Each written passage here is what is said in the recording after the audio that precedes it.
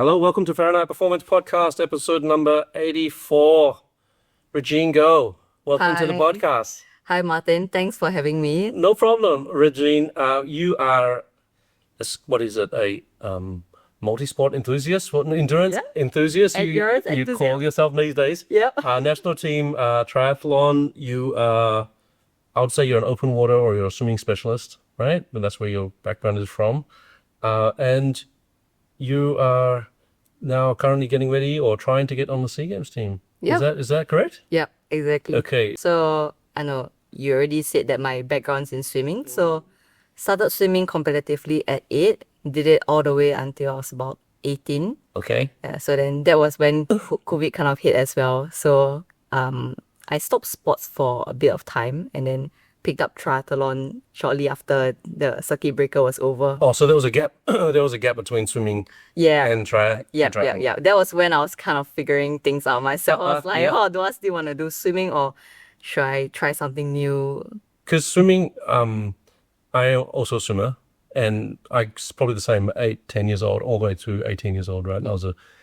It's intense. You are always in the pool. Your hair smells like chlorine all the time. You are always tired.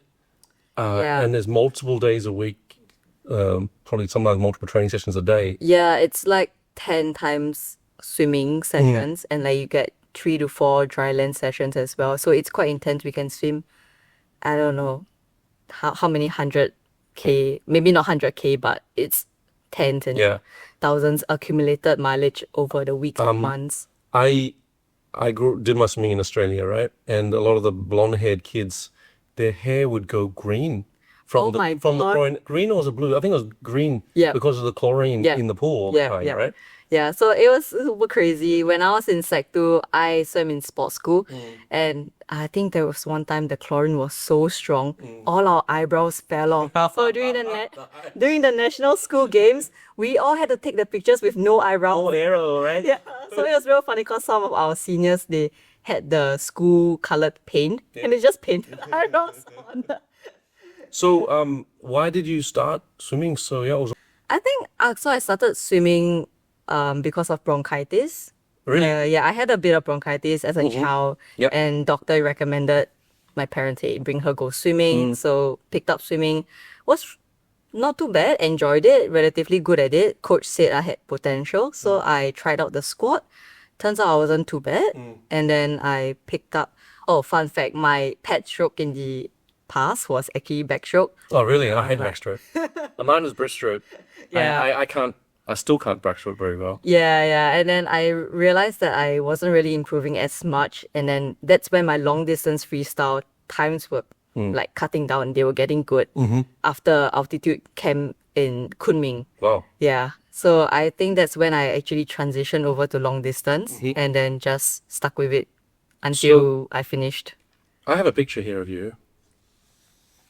Oh my gosh. And you look like a baby. Oh my goodness. This is that's my sister, like next. Oh, next to you as well. Yeah, that's my sister. Oh well, I mean. So that looks like you were swimming with APS, right? Yes. I was swimming under APSC. So this is the club that was founded by Ang Peng Siong. Yes. Because quite a lot of the triathletes came through APS, right? Yeah, there's Nicholas there. Oh, Nicholas is. Oh, there. Yeah, the glasses are fake. Yeah. Yeah. So Nicholas Rachmani, Luke Chua, you, Helene. Probably Helene's sister, Hillary as well. Yes. Yeah. It's insane how we all grew up. It's crazy how the six of you all grew up together in the squad. You probably see each other more than you see your family. Yeah. And then you end up at the sports school, some of you together, and now you're all doing triathlon together as well, right? Yeah. Right. It's kind of a full circle moment. I know, right?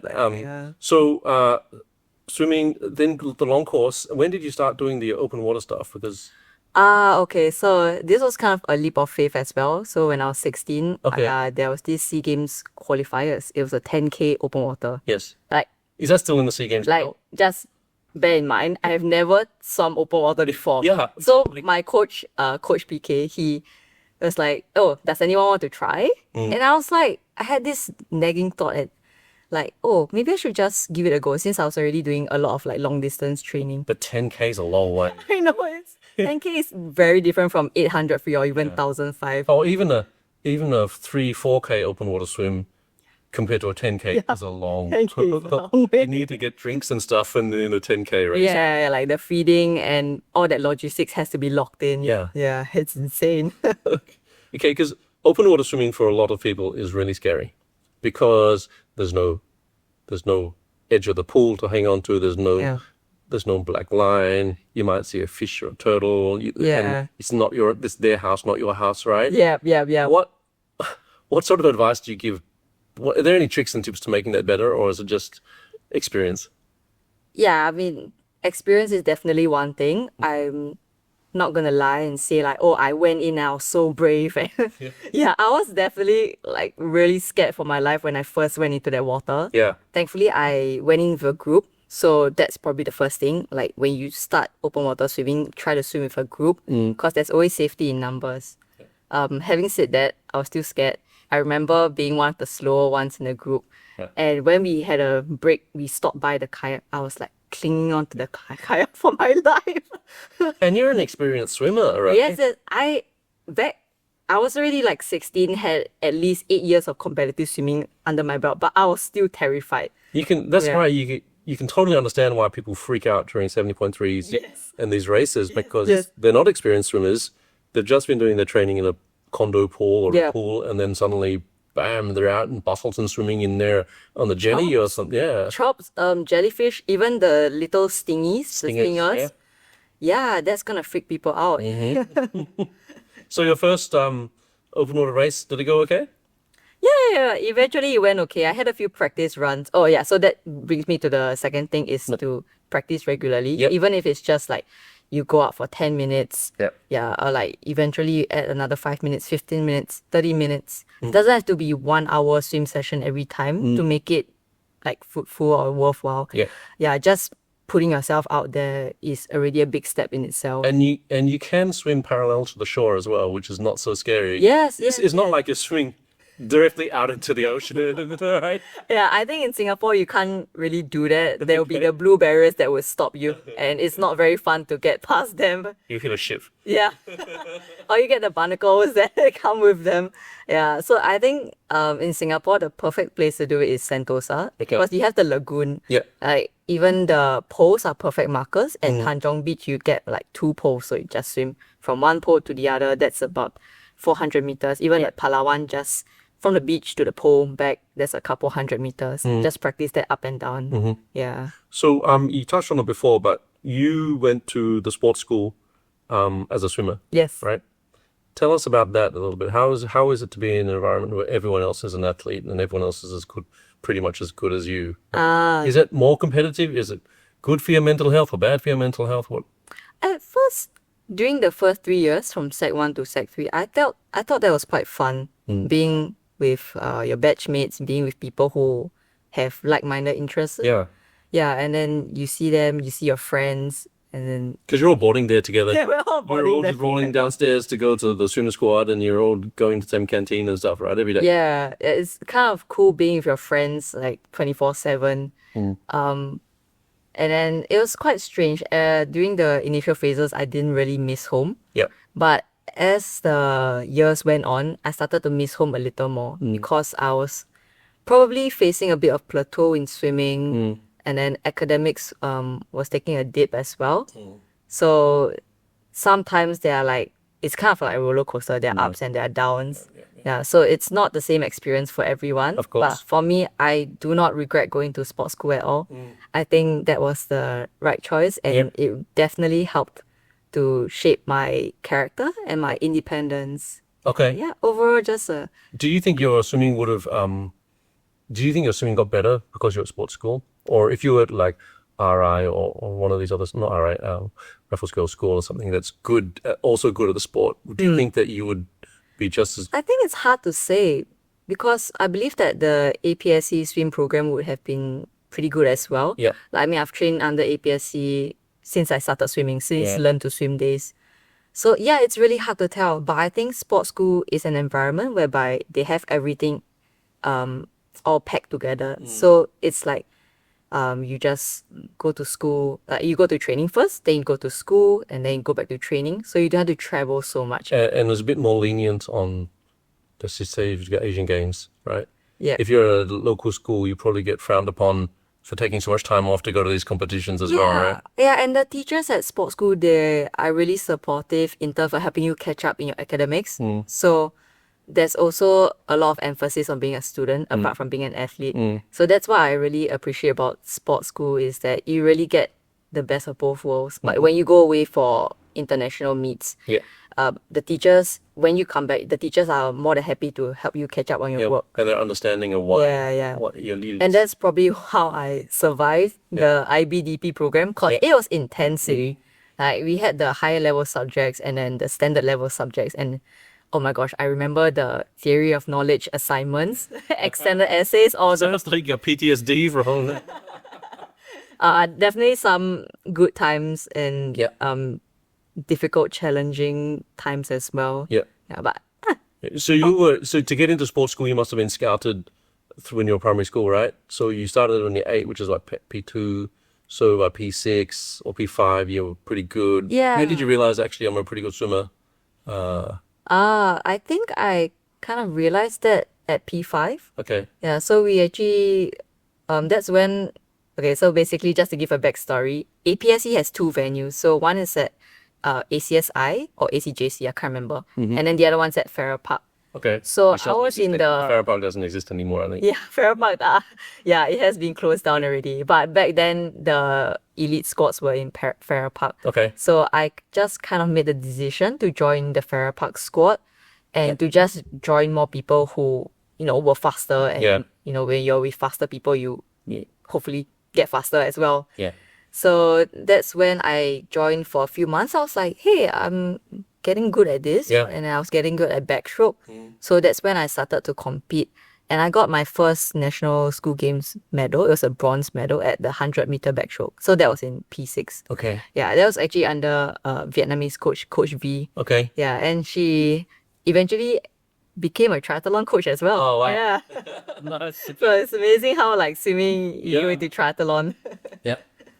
Okay, and then the talent ID was done in primary school, and then that's how you got into sports school. And I submitted my results through DSA, met the director, Dr. Erwin Seed, had a chat, and then he was like, you sure you're good with the commitments? I was like, yeah, game on. Okay. One firm handshake later, and then I'm in. Oh, nice. And then when you finished with sports school, so you did IB, you ended up in my favorite place in the world, Perth. Yeah. Right? So you went to the same school I went to. I just went there 25 years before you. I think. I should have brought my jacket, the UWA Perth jacket. When I went to UWA, they didn't even have any merchandise. There wasn't a bookstore that sold. So when I went to America, everything is like, Columbia this, Columbia that. Yeah. At UWA back in the 90s, I think I graduated in 99 or 98 or something, they didn't have any merchandise. Oh, I should have got one back for you. But anyway, you did sports science or something at UWA. You probably did it in the same pool I used to train in. I used to train in the Uniswim pool where they had the big window and then the sports science guys can watch the swimmers, right? Yes. Okay, so anyway, so what does that mean? What does studying sports science mean? What does it? I only understand what a lawyer, a doctor, engineer, physiotherapist. You do the degree and you get the career. Yeah. Sports science, philosophy, physics, whatever. These degrees. What's a real life job that a sports scientist does? So sports science actually has it's a very general degree, the one that I did. So it has many different areas. So it could be like biomechanics, nutrition, psychology, physiology. What am I missing? Strength and conditioning, possibly. Yeah, even like being a manager of the teams. Yes, right. Yes. So all these things are what can come up from a sports science degree. Yeah. So I mean, coaching is definitely one aspect that we can always consider. So for me, I went in because I had an interest in sports science already from my IBDP days. Yeah. I took up sports science as a higher level subject.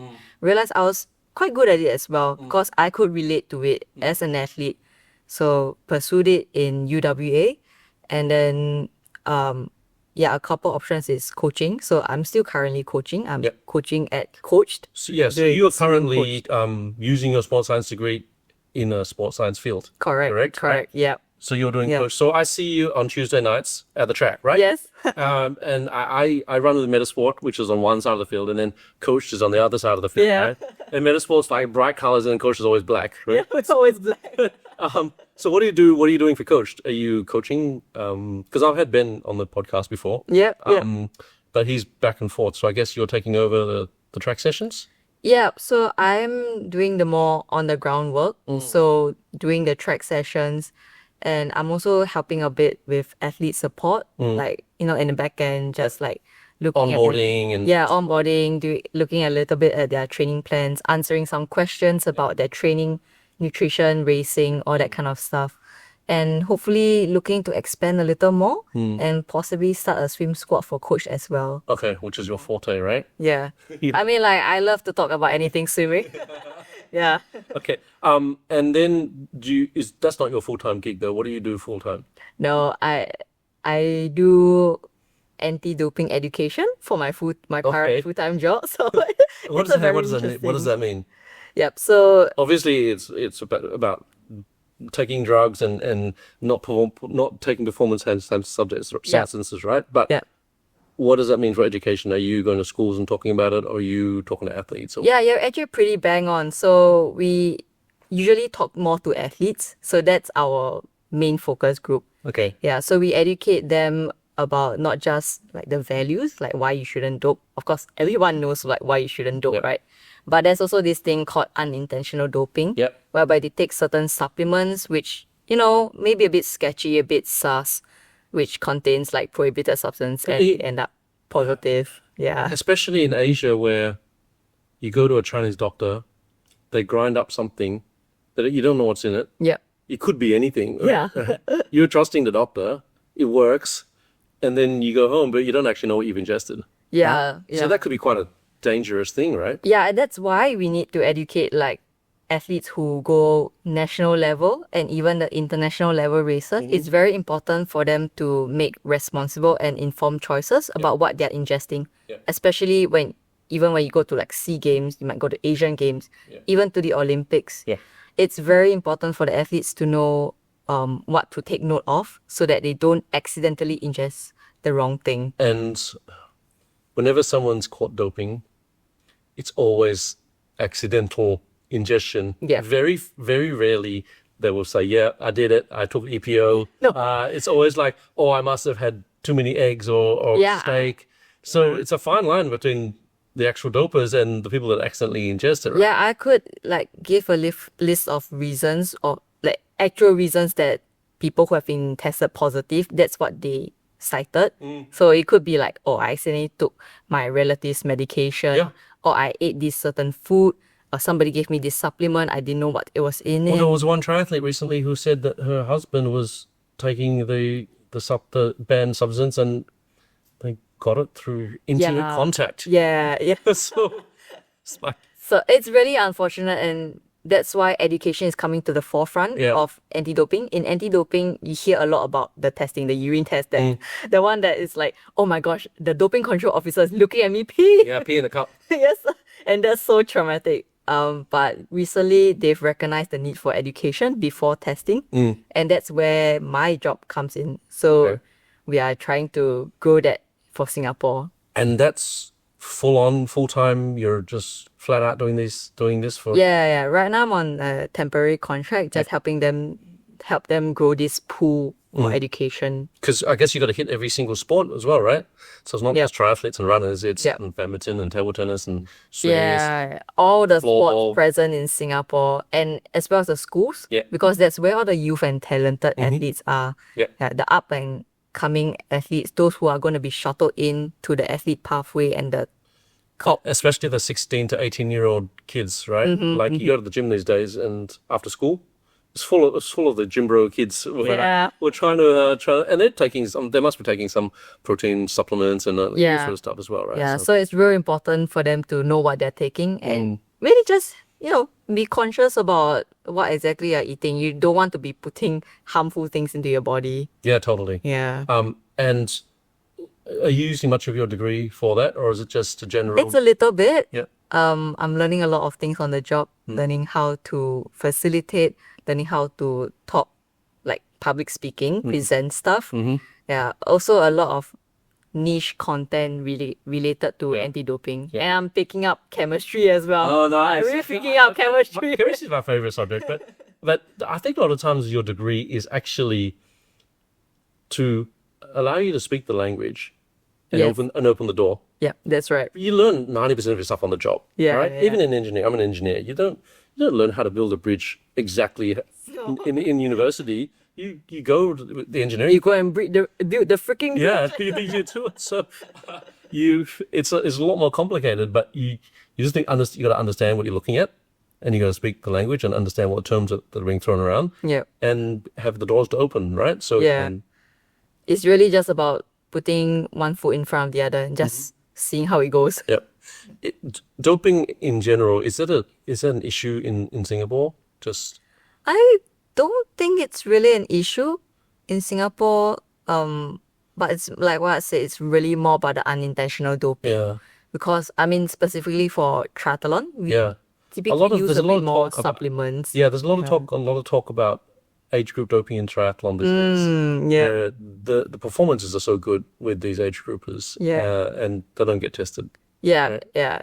So I think that's where the education can come in, because sometimes the testing is only more focused on the pros, whereas for the age groupers, they're just gonna, if they dope, they're just gonna get away with it. Yeah. Yeah. So it really It's has not like to, drafting as well. Sometimes if they can, they will. Yeah. And it sucks to be you if you come third and the two people ahead of you are doping, but they get to go to the world champs and you don't, right? yeah, It sucks. yeah, it absolutely sucks. So that's why the education is gonna come in, values-based education, like really asking yourself, why is it you do triathlon? Is it to win at all costs, win at the cost of, say, your health, or like why would you? There's not many professional athletes in this world. Most of us are just age groupers and stuff, right? Yeah. So We are working triathletes.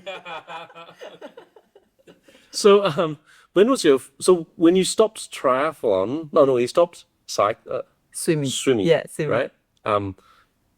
Why did you start triathlon? You thought, there's open water swim. I can do that well. Yeah. Anyone can ride a bike. Yeah, so actually, Nicholas Rashmadi, my former classmate as well, he introduced me to the idea of trying aquathlon first. Yeah. So I did my first aquathlon at Meta Sprint when I was 17, I think. Okay. Yeah, and I was like, okay, I could run. We have to run NAFA every year anyway, right? So I was true. like, might as well just train for the running. And then Is that your weakest of the three legs running, or is it? actually cycling is my Cycling weak your leg. Yeah, I picked up cycling last because it's a bit hard to convince your parents sometimes of the safety issues. Yeah. Do you still cycle mostly indoors, or do you ride outdoors? I ride outdoors, but mostly ride indoors nowadays due to the time commitment. Yeah. Yeah, it's a bit hard, and especially with very weird weather conditions nowadays. 1 minute it's raining, 1 minute is like Steamy just hot. Yeah. So having an indoor trainer saves me a lot of time. Yep. And just get on the trainer, get the workout done, Yep. go to work. Yep. Yeah, but initially it was a safety concern as well. So Okay. had to have the indoor trainer. Yep. So your first triathlon after COVID, aquathlon, then triathlon, Yeah. then same thing. When did you realize, I'm actually pretty decent at this triathlon stuff too? Yeah, so I first was under Coach Shui, and then she introduced me. She taught me like bike skills and like just learning how to cycle in general. And I realized, hey, I might have the engine for this. Yeah, like long If you distance could stuff. swim 10 kilometers, you can probably get to a sprint triathlon, right? Kind of different. We had to, it was a steep learning curve. I had to learn a lot of things, Yeah. but eventually I just took it one step at a time and realized, hey, I enjoy learning this sport. Yep. I turned out to be quite the geek over it. Yeah. And I'm like, oh my God, there's the VO2 max and then there's like lactate, and I can apply all this in sports science. So we Sucked into Ben it. and I talked about VO2 max and lactate and also strength. Yep. And he does all those tests in Coach. Yep. Have you had the benefit of testing yourself and doing all those? I did not tests test and- myself. I had the opportunity to let Jim test me. So Okay. he was the one helping. But do you know all your numbers? Yeah, For all yeah. those things? I recently did a bike lactate test in May, I think. Yeah, so that was after T100. And Yep. I thought that was super cool just to, pedal and then take the Freaky little bit finger. of blood every single time there was an interval. Yeah. Yeah, and then just generate your zones from there. Yeah. And then you can use the zones to train and get even stronger. How far off your heart rate zones were they? I did not really have a good grasp on my heart rate zones Okay. because I was mostly working according to power. Okay, or your power zones. Yeah, Do they line up quite similar, or is it? Yeah, I think they kind of exceeded my expectations a little bit. Okay. I was more on the conservative side. I was like, oh yeah, I think my FTP increased, but like Yeah. probably not by much. So you Yeah. thought that 200 watts was zone 5, but it's actually still zone 4 or something like that, and Yeah. you actually push yourself a little bit harder than you thought. Yeah, I think I could have pushed myself a little harder. So now you're a full-blown triathlete, right? Yeah. Gunning for SEA Games. How many? And you've even done 70.3s already, right? Yeah, And she sounds like dipping toes. T100. Yeah, I'm dipping my toes into middle distance, Yeah. 70.3s, and I'm really enjoying the training and the racing. Yep. What's your? So now you've done, I'm assuming super sprint, Olympic 7.3, right? You've done all those things. What is your favorite of those distances? I would say 70.3. It is. Yeah, Okay. I just feel like the training I've done for it has really built my aerobic base a lot. And as well as the racing itself, because it's not like zone 5 all the time. I mean, I must admit, that's pretty painful. I just did the trifecta duathlon. Oh my gosh, it was brutal. And that was the last of the SEA Game qualifiers, right? Yeah, So that was the last one. everyone was in to win, right? Yeah, I mean, it was just the last chance to really get a ranking, get a time. Yeah. Yeah, so I mean, I still enjoy the 70.3. It's a bit longer. So even though like you can kind of pace yourself, it's not like You full can make effort. a mistake and still not be the end of the race. Yeah, Right. yeah. There are many chances for you to make up for that mistake. So And sometimes even the mistake might help you because let's just say you're slower than usual swim, but you somehow got more energy Yeah. for the bike because your swim was a bit slower, right? yeah, and I think it's a very funny reason. Another very funny reason is that I can eat, so I get to eat during the race. I'm like, yes, I can eat. I got You can catch your breath a little bit. yeah, I can catch my breath and I can get something in, Yeah. and I get to eat all that sugar. Yeah. So I think 2 episodes ago I had Elaine Young here, and she was saying something similar where she prefers the long stuff because she feels like she's got a good engine. She can keep going and going and going, and almost like it's like I'm burning a candle, and her candle's still burning when everyone else has burnt out all their matches, right? Yeah. And then she feels like she can just keep going and just outlast everybody, right? As long as you stay consistent. Yep. People would cramp, people fall off, people burn themselves out, right? Yeah. Okay. So just talk about mental focus and visualization for races and even for swimming. 10K, right? 10K, let's just talk about the 10K open water swim. When you're preparing for something like that, it's probably just as long as a 70.3, right? A little bit less, It but might be a bit less. it's in the hours. It's not. Yeah, It's not a short race. Yep. Are you doing anything particular to get focused or thinking about to get in the game, to keep present? Did you have any tricks or anything that you did in particular? Frankly speaking, during a 10K, I don't really have any specific mantras or anything. Like it's more about survival at first. It's because like you're in an unknown environment, anything could happen. So I gotta just be aware. Yeah. But at the same time, I tell myself, relax, because it's going to be a long game. Yeah. So you don't want to be spending too much energy, Yeah. like keeping all your nerves up and Yeah. being so tense. So, just relax and just have fun with the race.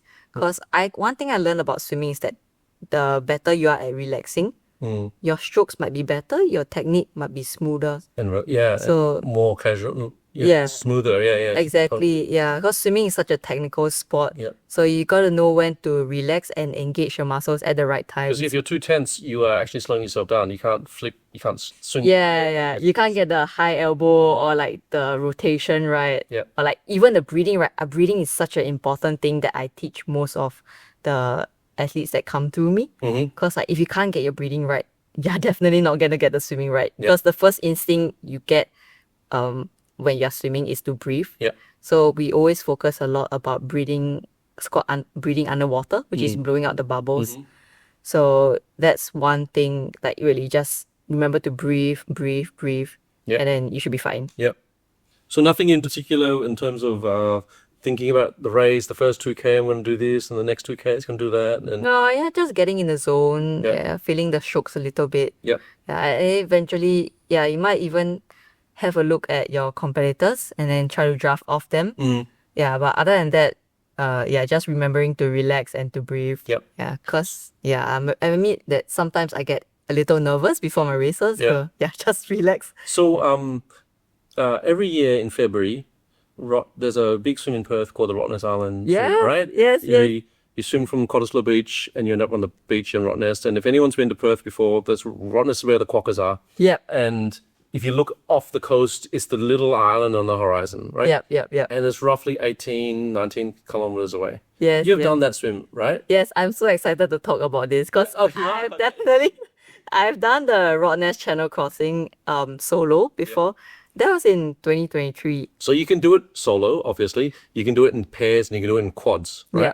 And each person needs to have a kayaker and a support boat, correct? Yes. Okay. Yeah, so the kayaker was actually my friend from UWA Tri Club. So Okay. she's done the Rottnest Channel Crossing before. Yep. Yeah, and then the boat I got through a friend of a friend. So, Yeah. I mean, thankfully I got it to have my support because without the boat, you can't do a swim. Yeah. So tell us about that. It's a true open water swim, right? You're Yes. swimming away from the coast for 20 kilometers. Yes. And then hopefully you're in the right direction and there's some sand and you can get off the beach and Yeah. it's the ferry back, right? Yeah. How is that? That's twice as far as the 10K race, right? So Yeah. And it took you, must have taken you 5-6 hours? Yeah, it took 5.5 hours for me because it was on. And that's a good That's time. a good day. Yeah. Yeah, a good day as well with an easterly wind. So we were literally So being 20 pushed towards the island. kilometers in 5 hours. Oh man. 4 kilometers an hour. 4 kilometers an hour, right? Yeah, my math is not mathy. I can't do like the pace. It's 4 100 kilometers meters an hour. now. 4 kilometers an hour is and that's in open water, choppy, anything could be happening, right? Yep. I would say that first 10 kilometers was quite smooth. And then it was only getting choppier towards the last 4K. Okay. So I had it a bit easier compared to the other years. So if there's like an easterly breeze, it flattens out Yeah, the water. exactly, So if you had an easterly breeze on a summer's day, you could probably get nice. Yeah. Quite far. Yeah, so every time I was swimming, I was only breathing to the right. So I was only looking at the kayak. Okay. Yeah, and then just following her and then trusting that her line was good. Yep. Do they have gels and Gatorade and Yes. bottles that you can Yeah, eat? so she would carry Sandwiches? some food, like gels or like drinks, and then hand them to me every 20-30 minutes. So it's So not that's that- how I'll get the nutrition. It's not that different from doing a 70.3 in 5 hours, right? Yeah. You also have to nutrition. You also got to pace. You also have to do all those things. Yeah, it's just that the modality is a bit different. You're just using your arms a lot more. Opposite to a try. Yeah. Would you do it again? I would absolutely do it again. In fact, I've got other channel crossings on my mind. English channel crossing is definitely one of them. Which is like 40. I think it's about 30 something K. Okay. Yeah, but I think the weather is going to be a bit different. It's going to be colder for sure. So we've got to train to adapt to the cold. Changi to Bintan? Yeah, maybe. I don't think you're allowed to. Right? But if the Coast Guards allow. Okay. And then training, right? I see you at the track on Tuesdays. You're basically 1 hour, right? Yep. How much training are you doing a week? Are you doing multiple sessions a day? What's your training schedule like? Yeah, so double days are the norm. So I would do one in the morning, one in the evening. That's how the session would be like. Because you're a working adult now, right? You got a job, so it's not like you're at school. You can sleep in until your first lecture. Yeah, So I mean, I wish I could, but yeah. So I usually in a week do 3 swims, 3 bikes, and 3 runs. oh wow. Yeah, and if I can, I'll slot in 1 or 2 gym sessions as well, just for injury prevention. Yeah, definitely. Yeah. So for swim, it's really just 3 sessions or intervals, because this is where the quality lies in. Just get intervals done, Yeah. and then maintain the swim fitness. And bike and run is really just like 1 speed session. So that's where I see you on the track. You're doing the speed intervals, the hard stuff. And then another is kind of like endurance, tempo kind of effort. Okay. And the last one is the one that everybody knows, the long one. The long run. On the long run. weekend, probably, right? Yes. So probably do a good one this National Day. Oh, yeah. Yeah. Yeah. Yeah, this will come out the Monday after National Day, actually. Nice. And then recovery and nutrition. Are you doing anything in particular? Are you dedicating one afternoon just for recovery or anything like that? Not really. I'm usually more of the type that does active recovery. So an easy swim, an easy jog. Yeah, nutrition wise, I just try to eat whole foods most of the time. Yeah, and of course, for a lot of female athletes like myself into endurance sport, it's more about fueling for our training and not under fueling. Cause I've been through phases in my swimming career whereby I underfueled by a lot. Missed my period for I think 2 years. Oh, wow. Yeah, it's a long Yeah, time. that's like with the high level athletes, it's quite it's a thing, right? It is a thing. And the wake up call for me was when I saw my bone mass density drop when I was 18 to 19 years old. Yeah. So that's the period whereby it should be peaking. But instead for me, when I went to KK hospital to get it checked, it was actually declining. So I was like, oh my gosh, Osteoporosis. I can't get osteoporosis at 30 years old. Yeah. Yeah, if I want to do triathlon. And 30 years old is not too far from. And as an athlete, it's very I don't say tempting, but it's a easy trap to fall into. You got a meet coming up, you feel like you got to be lean, you got to be ready, and so you just eat 200 calories less than you burn. So then you should be losing weight, right? And then you get to the meet, and then it's just like a cycle, right? And it's very a vicious dangerous. cycle. Yeah, for me, I think sometimes there's a certain pressure to look a certain way. Yeah, definitely. Like to identify yourself as a triathlete. But I think that as long as you're doing triathlon, you're swimming, you're running, you're cycling, you're a triathlete. Yep. Yeah, you don't have to look a certain way. Yeah. So I think that all this pressure to look like a triathlete per se is kind of bullshit. And as long as you're eating healthy, right? Yep. You're not eating KFC on Monday and then Pizza Hut on Tuesday. And Yeah. I mean, just eating to fuel your training and just fuel your daily life in general. Getting the nutrition, like the vitamins, the minerals, just the macros to support your training. I think that's really important. And if anyone says that you're not a triathlete, you did Barcelona in 5:24, right? It's like, that's fast. You were the number one. You came out of the water first in your age group. Yeah. You should. I absolutely love the swim. One thing I got to ask you about the Busselton try is you came out of the water, and I remember seeing finisher photos of you, and you were just wearing a bathing suit. You didn't wear the full wetsuit. Yeah. Why is that? Just for leftover from your swimming days?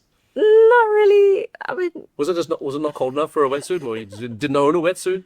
I actually did not bring a wetsuit there. I mean, I had the option of like just borrowing one from my friend. Yeah. But I went to recce the swim. I was like, as long as I just keep swimming, it should be fine. So I just went with it and decided not to wear a wetsuit. Turns out it was okay. I was freezing at the start, but once I started swimming, I was fine, thankfully. Well, you came out first in the age group in the swim, so worked well. I guess. I don't really like swimming with a wetsuit just because I feel like it kind of affects my body position a little bit compared to what I prefer and what I train with. Yeah.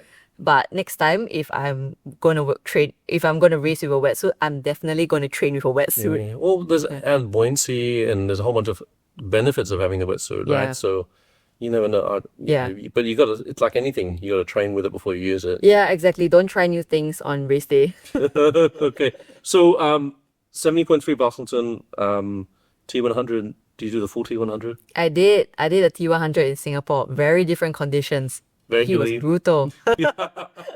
And then any other long course races coming up? You're doing Busselton this coming up in December, right?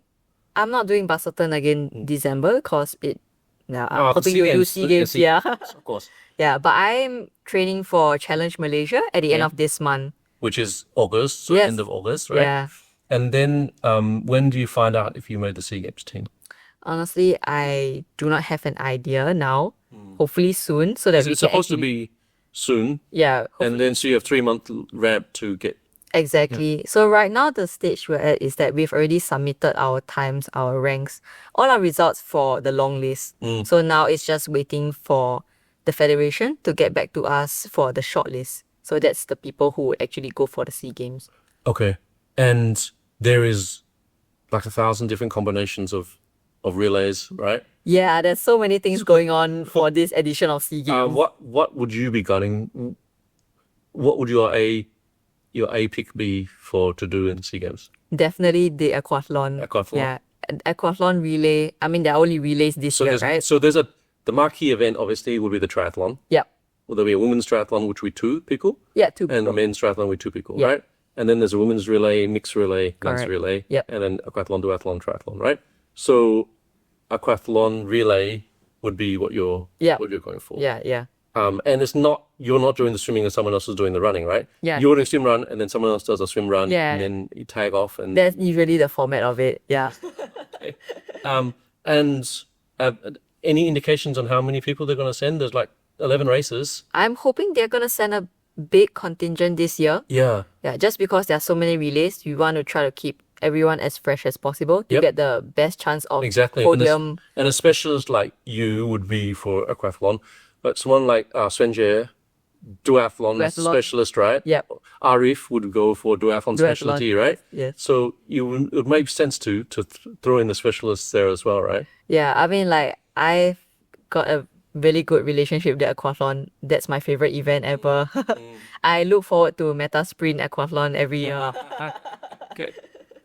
And tell me this: you spent 3-4 years in Perth, right? I actually spent 1 year only. Oh. I did my degree in 3 years. Okay. But the first 2 years were because of COVID, so borders were closed. I couldn't fly over. I did it offshore. So they allowed you to do it by Zoom and correspondence. Yeah. Somehow it worked out, and I flew over for my last year to wrap up uni.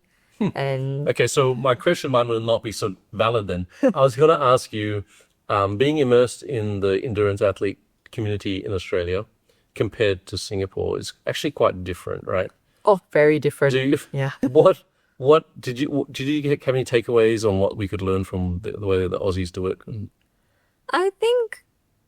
I mean, generally they have pretty good environments for it. I mean, just take a look at their bike paths, their bike lanes. It's like so much true. more compared to Singapore, right? That was the first culture. So whenever I go back to Perth, if there's a railway line or a freeway, there's a bike lane next to it. yes. So if you're in the middle of nowhere, you want to go for a run, Yep. you just look for the railway line. Yeah. And then you go there, and then boom, you run along, and it's Yeah. off the road. It's not on the road. Exactly. It's completely sheltered. Yeah. And you don't get the cars coming onto your bike lane. Yeah. Yeah, so they definitely have very good environment. But I guess in Singapore, it's about learning how to adapt. So that's how indoor trainers come about. Yeah. Running, just finding a running group to keep just keep training with the running group. Even same for swim squats, those kind of things to keep you grounded, keep you Accountable. motivated. Yeah. Yeah, I mean, generally in Australia, I had a very good team that I trained with, the UWA Tri Club people. Yeah. So very welcoming, even for somebody who was new like me. And yeah, they just taught me a lot about triathlon, and that triathlon is a very fun sport when you get the social aspect right. Yeah. Like if the whole tri team goes to the Yeah. triathlon and you might have finished your race, but the people are still coming in, you can cheer them on or... Yeah.